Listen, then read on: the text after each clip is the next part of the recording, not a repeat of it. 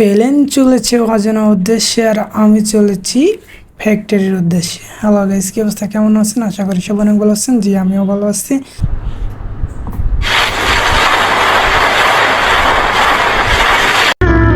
ছেলে হয়ে জন্মেছি, তাই তো নেই কাদার অধিকার।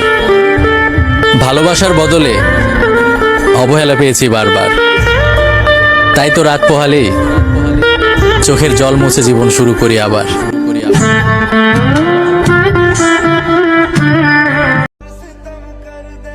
ছেলেদের জীবন এমনই হয়, সারা জীবন অন্যের জন্য করে যায়, বিনিময় পায় ঘৃণা আর অবহেলা।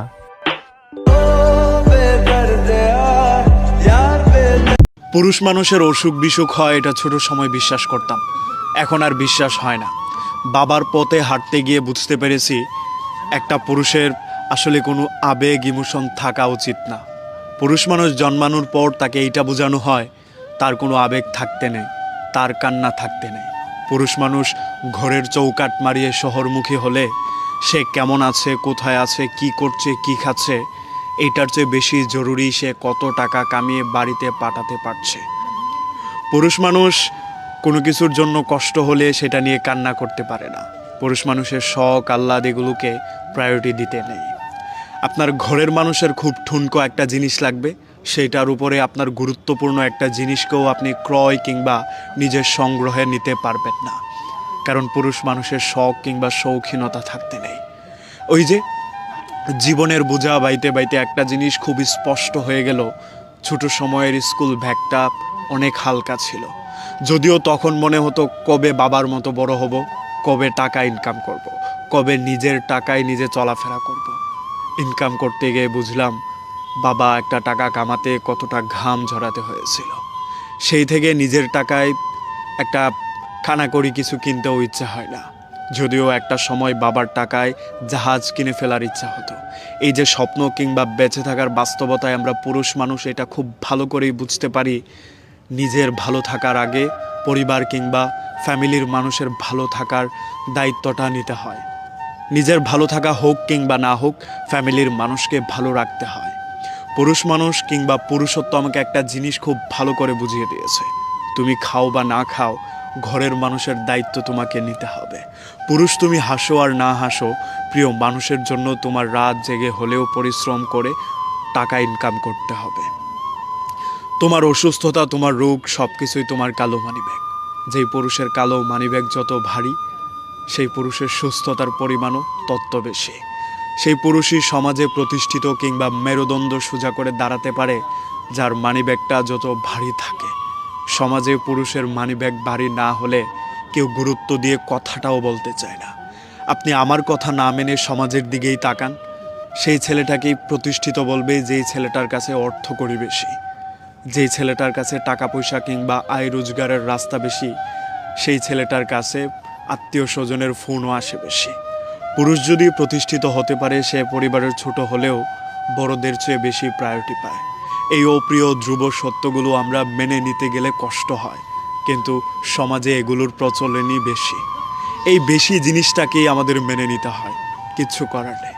আপনি পুরুষ হয়ে জন্মায়েছেন মানে আপনাকে ইনকাম করতেই হবে।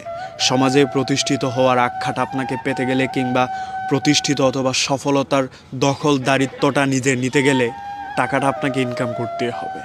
এই টাকা ইনকাম ছাড়া আপনাকে কেউ গণনা করবে না কিংবা গণ্য করবে না সমাজের গণ্যমান্য মানুষেরা।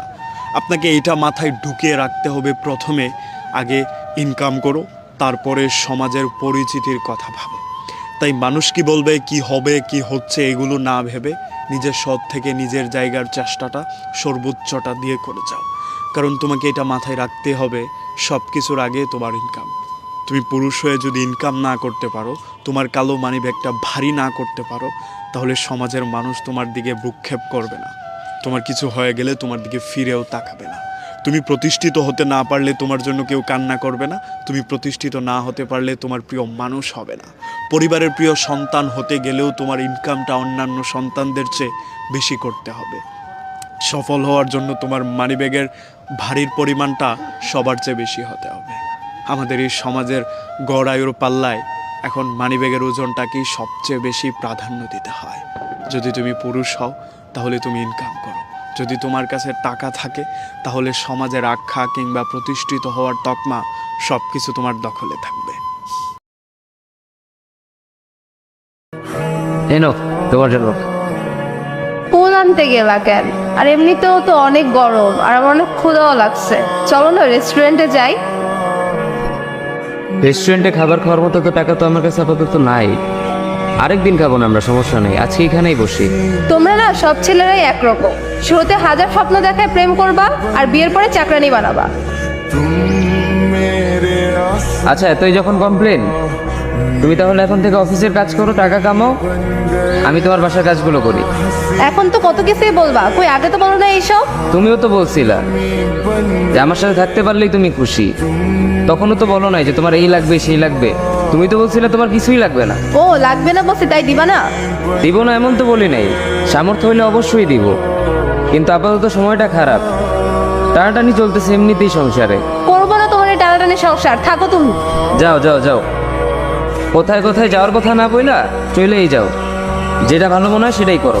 বললাম না ছেলেদের স্বভাব খারাপ, সাধে বলি নাই, এখন তোমাকে ভাগাইতে পারলেই বাঁচো। কি শুরু করছো স্বভাব খারাপ স্বভাব খারাপ? কি জানো তুমি ছেলেদের সম্পর্কে? আর আমি তোমাকে ভাগাইতে চাই নাই, তুমি শুধু কথায় কথায় বলো চলে যাব চলে যাব, এই জন্য আমি বলছি যে যাও চলে যাও। শোনো, ছেলে হওয়া এত সহজ না, অনেক কিছু ঘুরে আমাদের মাথায়।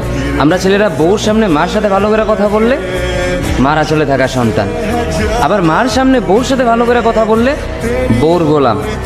নিজের ছেলে মেয়েদের যদি মারি আমাদের দয়া মায়া নাই, আর ওই ছেলে মেয়েদের যদি কিছু না বলি আশকারা দিতেছি।